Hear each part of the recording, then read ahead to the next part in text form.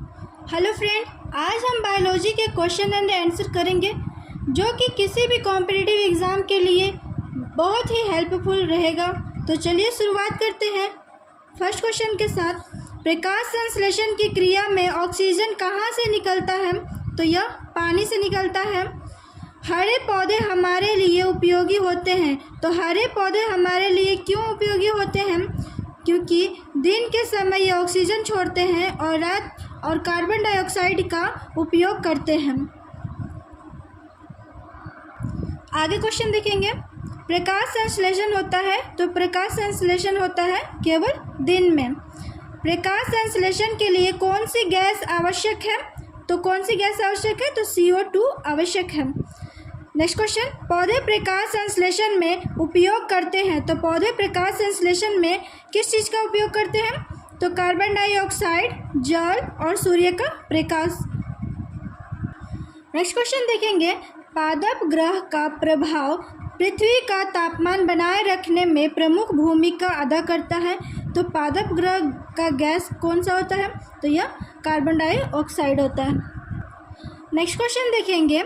मुख्य विधि जिसके द्वारा वर्तमान में कार्बन डाइऑक्साइड कम होती है तो वो होती है फोटोसिंथेसिस के कारण। नेक्स्ट क्वेश्चन, फोटोसिंथेसिस प्रतिक्रिया में अंतिम उत्पादक है। तो यह ग्लूकोज है अंतिम उत्पादक। नेक्स्ट क्वेश्चन, प्रकाश संश्लेषण का प्रथम सोपान होता है। तो प्रकाश संश्लेषण का प्रथम सोपान कहाँ होता है? तो पनहरित के एक इलेक्ट्रॉन का प्रकाश के एक फोटोन से उद्वेलित होना। नेक्स्ट क्वेश्चन है। हरे पौधों में हरे रंग का वर्णक है। तो हरे पौधों में हरे रंग का वर्णक कौन सा है? तो यह है क्लोरोफिल। क्लोरोफिल में उपस्थित होता है तो यह मैग्नीशियम उपस्थित होता है क्लोरोफिल में। निम्नलिखित में से कौन से वैज्ञानिक को प्रकाश संश्लेषण पर उनके कार्य के लिए नोबेल पुरस्कार प्रदान किया गया था? तो यह मेल्विन कैल्विन को प्रदान किया गया था नोबेल पुरस्कार के लिए। प्रकाश नेक्स्ट क्वेश्चन है। प्रकाश संश्लेषण होता है तो किस में होता है? जिसमें क्लोरोप्लास्ट होता है उसी में प्रकाश संश्लेषण होता है। नेक्स्ट क्वेश्चन देखेंगे। कौन सी गैस का उस प्रक्रिया का एक गौण उत्पाद है जिसका प्रयोग पौधे भोजन बनाने के लिए करते हैं? तो यह कार्बन डाइऑक्साइड है। नेक्स्ट क्वेश्चन, सभी सजीव पदार्थ अपने श्वसन के लिए ऑक्सीजन का उपभोग करते हैं। पौधों द्वारा किस समय ऑक्सीजन की पुनः पूर्ति की जाती है? तो यह रात के समय पुनः पूर्ति की जाती है। नेक्स्ट क्वेश्चन देखेंगे। प्रकाश संश्लेषण में पर्णहरित की भूमिका है। तो पर्णहरित की भूमिका कौन सी है प्रकाश संश्लेषण में? तो यह है प्रकाश का अवशोषण। नेक्स्ट क्वेश्चन है। प्रकाश संश्लेषण की प्रक्रिया में निम्नलिखित में से कौन सी गैस बाहर निकलती है? तो कौन सी गैस है जो बाहर निकल जाती है? तो यह ऑक्सीजन है, जो कि प्रकाश संश्लेषण की प्रक्रिया में ऑक्सीजन बाहर निकल जाता है। नेक्स्ट क्वेश्चन है। प्रकाश संश्लेषण के दौरान ऑक्सीजन कहाँ से प्राप्त होती है? तो यह होती है H2O से। नेक्स्ट क्वेश्चन देखेंगे। क्लोरोफिल में निम्नलिखित में से कौन सा तत्व पाया जाता है? तो यह मैग्नीशियम पाया जाता है क्लोरोफिल में। नेक्स्ट क्वेश्चन, प्रकाश संश्लेषण में हरे पौधों द्वारा कौन सी गैस छोड़ी जाती है? तो कौन सी गैस छोड़ी जाती है? तो ऑक्सीजन गैस छोड़ी जाती है प्रकाश संश्लेषण में। प्रकाशनुवर्तन में जुड़े हुए हार्मोन हैं। तो ये कौन से हार्मोन है? तो ऑक्सिन है। हाइड्रोजन ग्राहिक है। तो हाइड्रोजन किसका ग्राहिक है? तो NADP के ग्राहिक है। नेक्स्ट क्वेश्चन देखेंगे। प्रकाशिक अभिक्रिया होती है। तो प्रकाशिक अभिक्रिया किस में होती है? ग्रेना में। और अप्रकाशिक अभिक्रिया होती है स्टोरमा में। ठीक है।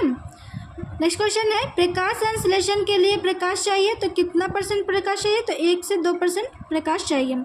प्रकाश संश्लेषण की प्रक्रिया सबसे अधिक होती है किस में? तो सबसे अधिक बैंगनी रंग में होती है। नेक्स्ट क्वेश्चन है।